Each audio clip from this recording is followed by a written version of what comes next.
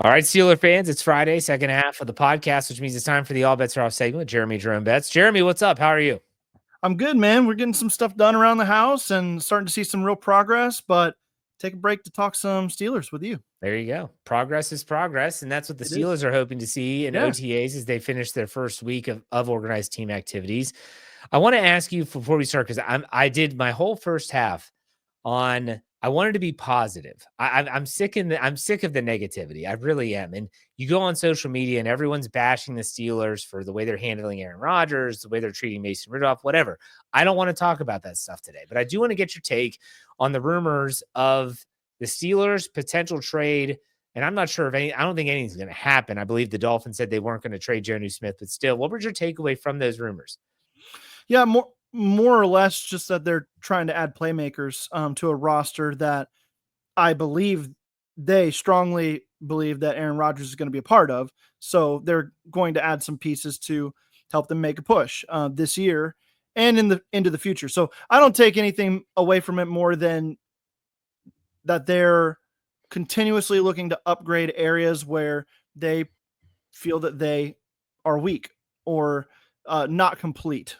Could be the better term there. So at pass catcher, that's definitely one of those things. And for a guy like Jonnu Smith, where you know how Omar Khan and Mike Tomlin have always kind of jumped in on situations in these last couple of years where maybe something new information came out that so-and-so is not happy or so-and-so is trying to get a new contract, those types of things, kind of jumping into those and offering a way out for both sides. And with Jonnu Smith, it's a guy that Arthur Smith is very familiar with, who he has proven that he can scheme up in great ways and use in a very efficient manner. So I think that he would be a good addition if the Steelers were able to make it happen. But I just think, to the larger point, it goes to show that the Steelers are not done adding to this roster this year if they have their way. You labeled him, and this is Jonnu Smith, as a playmaker. I'm not sure I would have said that. Okay. To me, he just kind of seems like, I don't know. He's not I don't think he's a top tier tight end. And my concern is that they don't even use the tight ends they have on the field right now anyways. So what's the use of trading for him? I don't get it. It doesn't make sense to me. So I would argue that the lack of tight end usage last year under Arthur Smith was just because the quarterbacks don't like to throw there. Russell Wilson and Justin Fields, they're notorious for avoiding the middle of the field and turning down throws over the middle of the field. And that has never been something that Arthur Smith has schemed, right? Where you're ignoring the middle of the field. So if Mason Rudolph, even Aaron Rodgers, right? I believe that he's way more comfortable throwing those seam balls over the middle of the field. Those guys come in and they're a different style of quarterback. Either one of those guys is going to be able to put the ball in the middle of the field. And I think Arthur Smith's going to really lean into that two tight end sets, those 12 and 13 personnel situations where you get more tight ends on the field, and it could play to their advantage. And to go to the Jonnu Smith like skill level thing, he's not a top tier tight end necessarily, but he's a superb athlete. He's one of the best testing athletes at the tight end position ever in NFL history. And when you get a guy in a situation where he can be schemed up well, like Arthur Smith has done with him in the past, and he's got that type of athleticism, he can really pop. It'll be interesting to see. Clearly the Steelers they're working the phones as they should. They should be working the phones.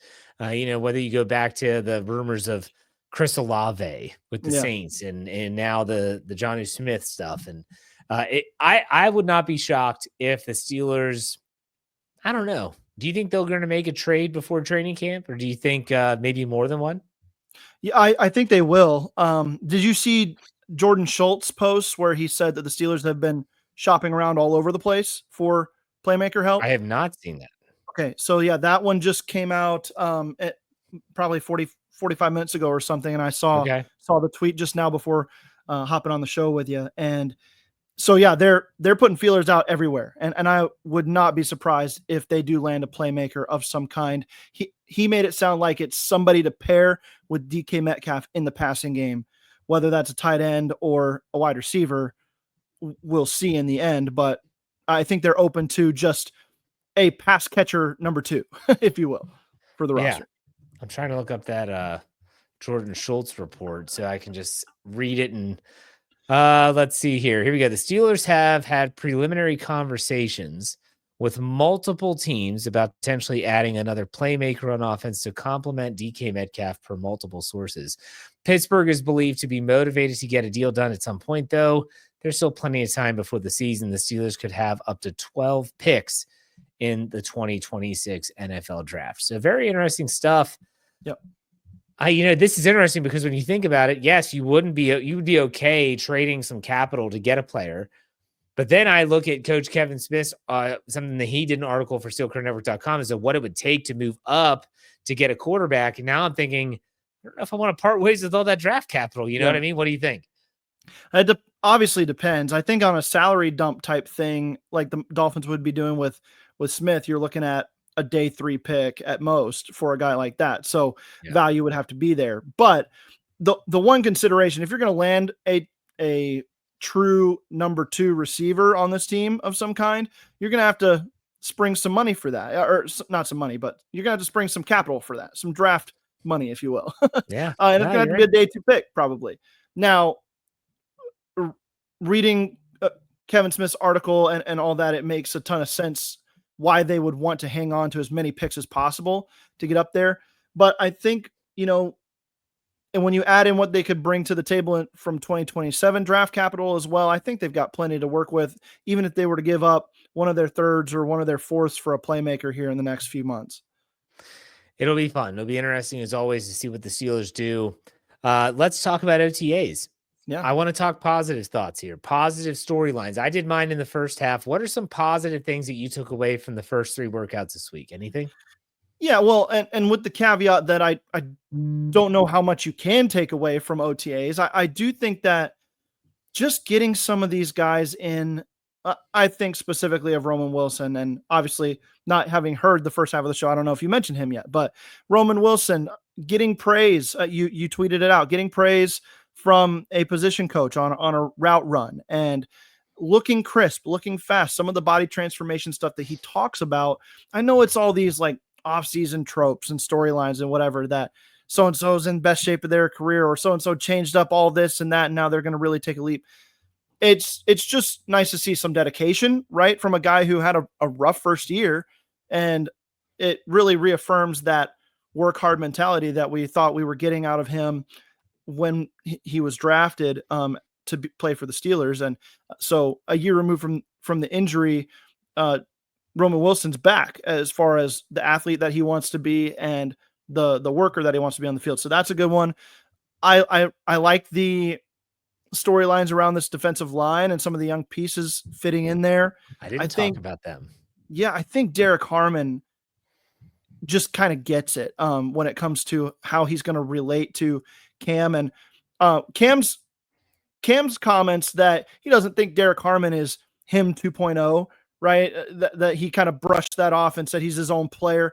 I think that makes a ton of sense when you're trying to establish a guy's confidence. Go be you. You don't need to live up to me. Go be you. And I think if Derek Harmon can buy into that and do what he does best, which is penetrate, rush the passer, and then string out things in the run game, I think that you've got a guy who could really impact your defensive line there. And I've been kind of saying it, everybody's so focused on the Rodgers situation, but really the bigger question marks to me, the bigger things to talk about are the trenches on both sides of the ball, and the young players stepping into those roles. That's going to impact the Steelers down the road way more than whether Aaron Rodgers does or does not sign with the team in 2025. So those are the areas that I'm paying attention to. I probably should have I didn't list the defensive line.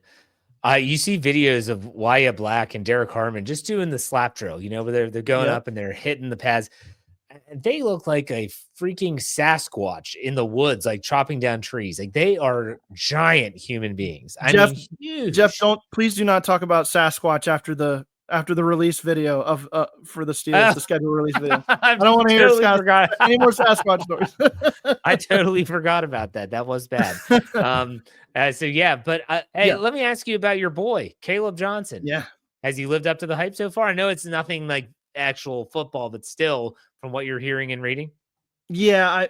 I try not to talk about him on every show, but he boy. excites me a lot. He is, my favorite player that they drafted. Stylistically, I think he brings more to the table athletically than he was given credit for in the lead up to the draft. And just to see, I don't know what it looks like to you, Jeff, but he looks lean but strong, and he looks quick.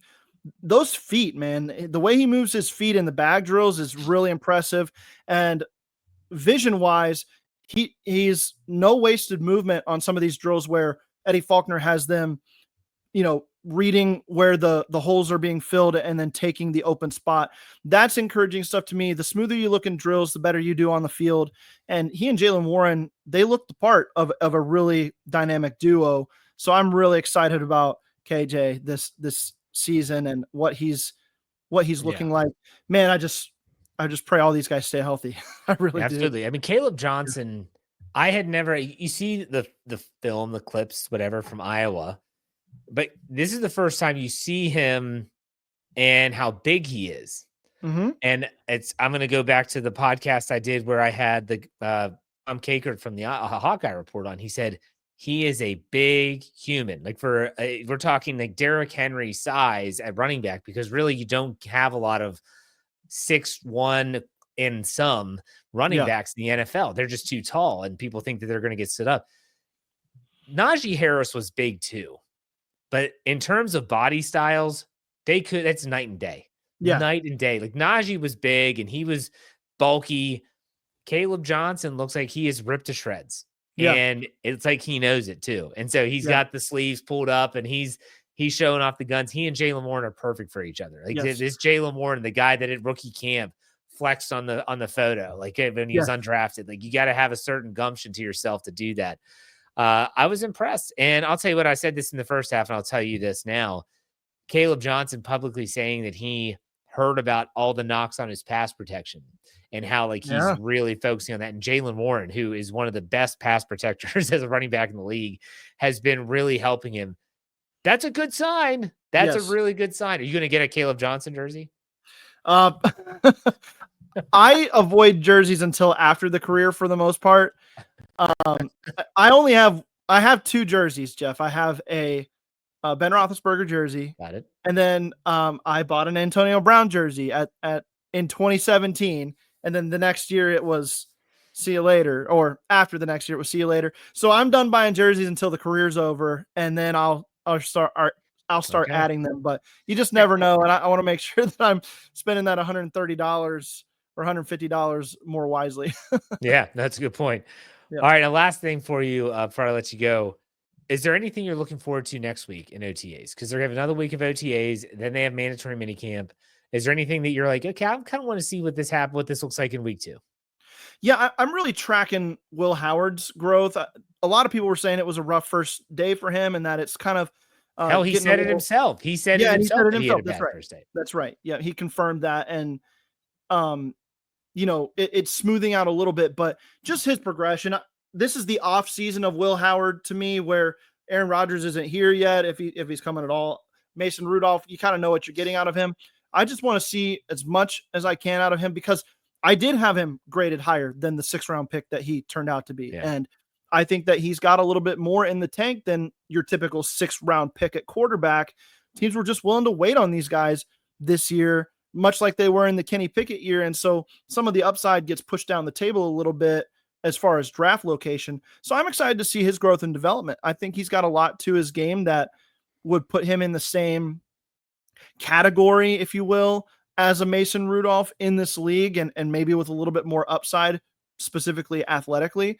So is there a point this offseason where Will Howard starts to compete with Mason Rudolph directly for his share of snaps, whatever that turns out to be, right? Whether he's a starter eventually or whether he's the primary backup?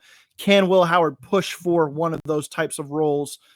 You're not going to know that by the end of week 2, but I just want to see if coming back to OTAs next week, if you see a little bit more confidence and a little bit more pep in his step, if you will, going into or at the end of next week.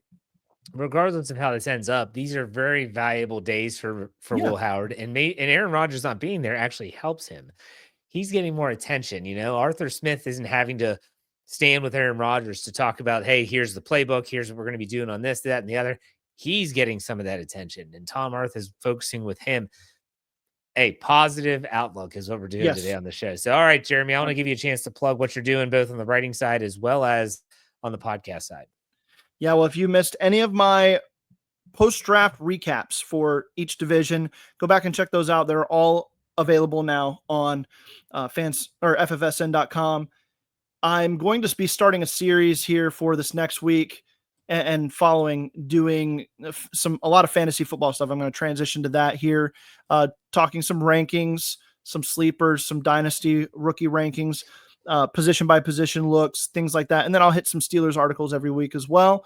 And then on the podcast side, wherever all my shows, you can get them wherever you get your podcasts, the Steelers Fix, the Draft Dynasty podcast, and the Steelers Q&A. Hope you tune into each one of those as you get a chance. All right. Awesome, man. Thanks for your time as always, Jeremy. Have a good weekend. We'll talk next week. Have a good one, Jeff.